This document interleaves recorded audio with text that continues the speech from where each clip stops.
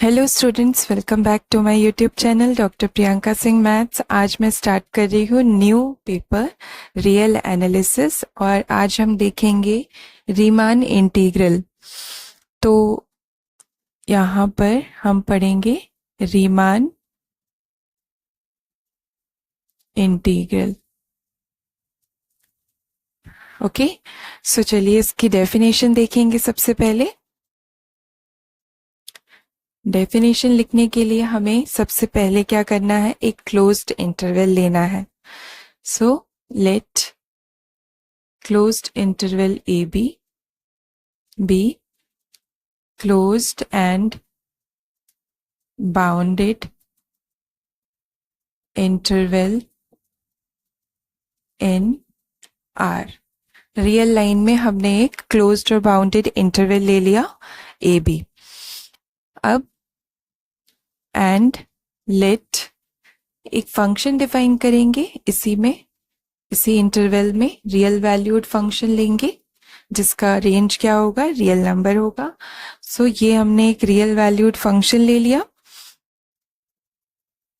और ये कैसा फंक्शन है, बाउंडेड भी है, बाउंडेड है in closed interval a b में।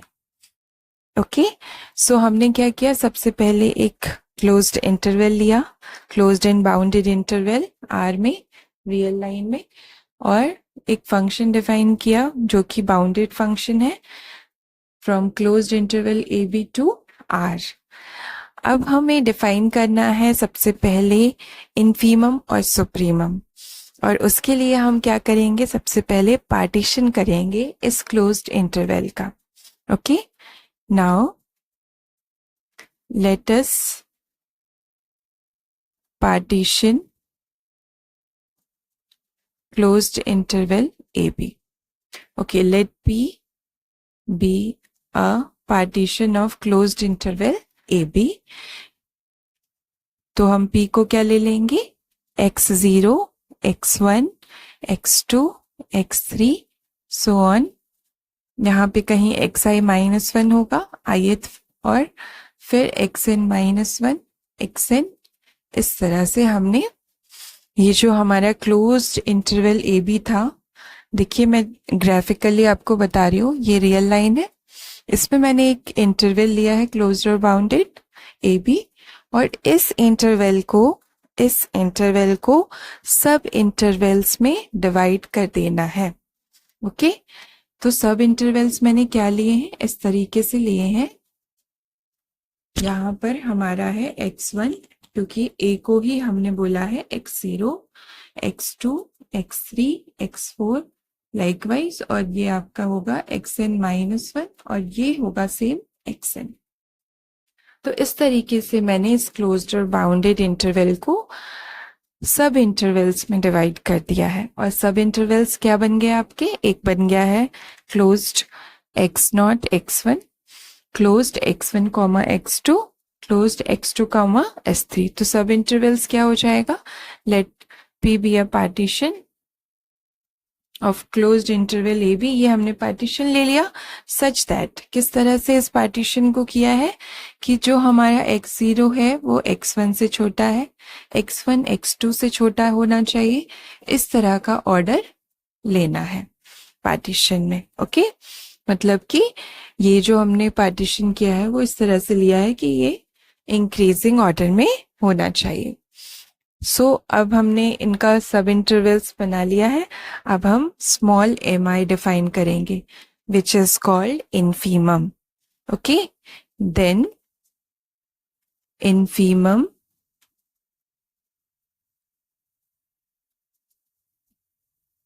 ऑफ सब इंटरवल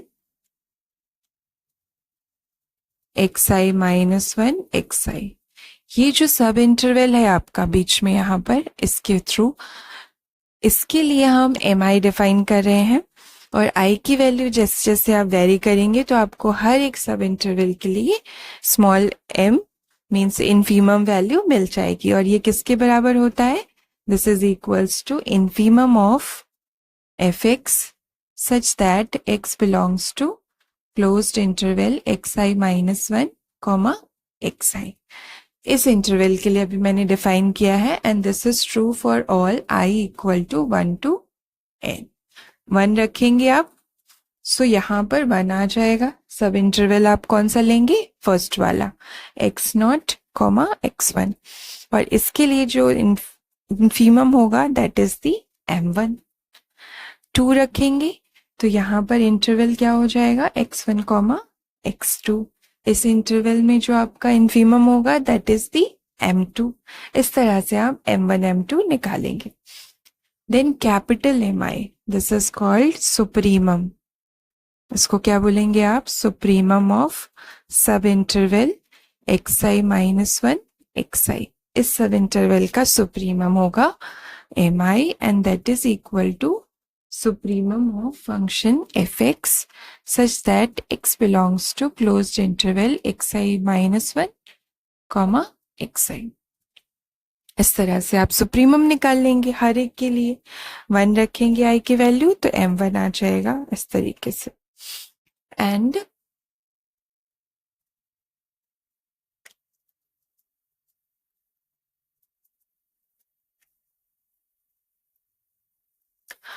अभी हम लिखेंगे लोअर सम एंड अपर सम। और वो किस तरह से लिखेंगे? सबसे पहले हम डिफाइन करेंगे डेल्टा एक्सआई। डेल्टा एक्सआई होता क्या है? सो this is the length of the sub interval xi minus 1, xi। ये जो सब इंटरवल है इसकी लेंथ को हम रिप्रेजेंट करते हैं डेल्टा xi से, and that is equal to xi minus 1। Okay, ये जो सब इंटरवल है xi माइनस 1, xi, इसकी लेंथ को रिप्रेजेंट करेंगे डेल्टा xi से, and that is equal to xi minus 1। Simple. अब हम लिखेंगे lower Riemann sum. Lower Riemann sum जिसको रिप्रेजेंट करते हैं एल पी एफ। यहाँ पी क्या है आपका? पार्टीशन, जो मैंने अभी करके बताया था। पी से रिप्रेजेंट किया था पार्टीशन को, वो है। एफ क्या है? बाउंडेड फंक्शन है जो कि क्लोज्ड इंटरवल ए बी से आर में डिफाइन किया गया है। And this L represents lower Riemann sum of function F with partition P, and that is equal to summation, किसका लेंगे? लोअर निकाल रहे हैं, लोअर रीमान सम, तो इन्फीमम का लेंगे दैट इज mi, और इसके साथ मल्टीप्लाई करेंगे इसकी लेंथ, और i वेरीज करेगा 1 टू n। सो इस तरीके से, और ये समेशन का मतलब आप जानते होंगे प्लस होता है। जब i की वैल्यू 1 रखेंगे तो m1 डेल्टा इस तरह से आ जाएगा, m1 delta x1, m2 delta x2, इस तरह से चलता जाएगा, और n रखेंगे तो mn डेल्टा xn। सो ये जो वैल्यू है इसको हम सिंबल से लिख रहे हैं, तो वो लिखा हमने समेशन के थ्रू। और ये डेल्टा x1 क्या होता है आपका? यहाँ से x1 minus x0, delta x2, x2 minus x0, ये वैल्यूज। ओके, सो ये हमारा हो गया लोअर रीमान सम। अब हम लिखेंगे अपर रीमान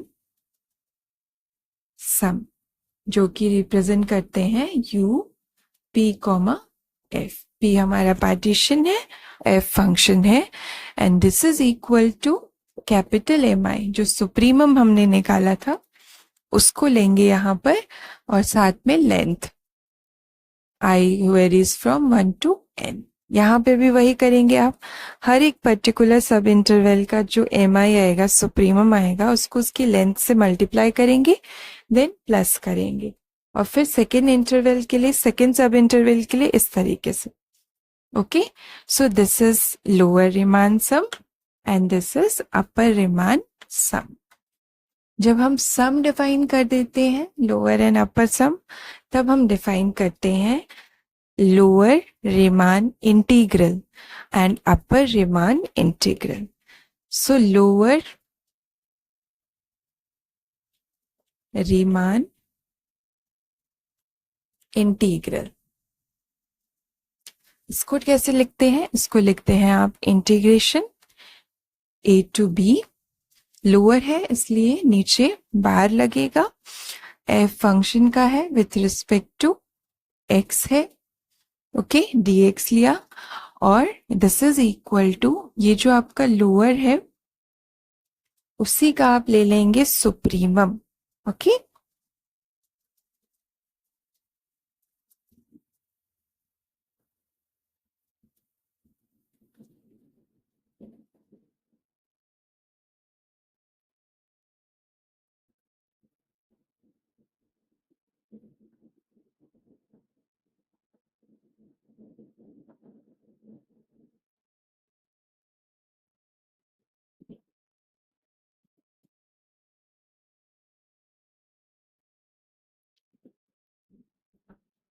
तो हमें क्या लेना है? ये जो हमारा LPF है इसका जब हम सुप्रीमम ले लेंगे तब हमें मिलेगा लोअर रीमान इंटीग्रल, ठीक है।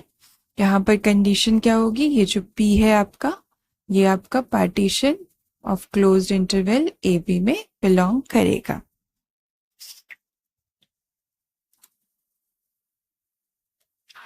इसको हम इस तरह से भी लिख देते हैं LF, ठीक है।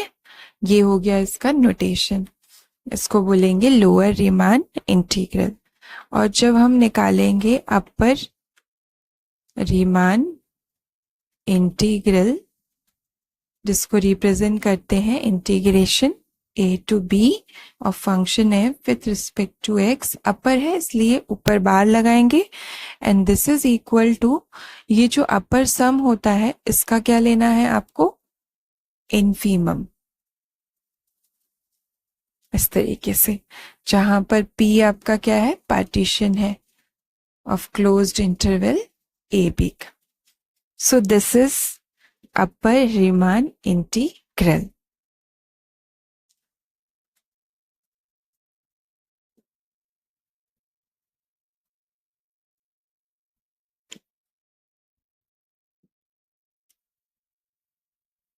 ये हो गया आपका लोअर रीमान इंटीग्रल, ये है अपर रीमान इंटीग्रल, जिसको हम UF से भी रिप्रेजेंट कर देते हैं।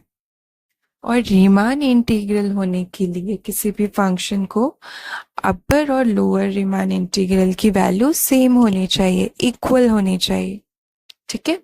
सो जब हम डेफिनेशन लिखेंगे यहाँ पर रीमान इंटीग्रेशन की, तब हम क्या लिखेंगे? Function f is Riemann integral if, ये जो आपका लोअर रीमान इंटीग्रल है that is equal to upper Riemann integral. जब ये दोनों बराबर हो जाएंगे तब हमारा फंक्शन कहलाएगा रीमान इंटीग्रल, ठीक है। और इसको जब हम इस तरह से भी रिप्रेजेंट कर देते हैं, बार हट जाएगा क्योंकि अब दोनों सेम है, इक्वल हैं, तो हम सिंपल इंटीग्रेशन से रिप्रेजेंट करेंगे A to B F dx, तब हमारा फंक्शन कहलाएगा रीमान इंटीग्रल।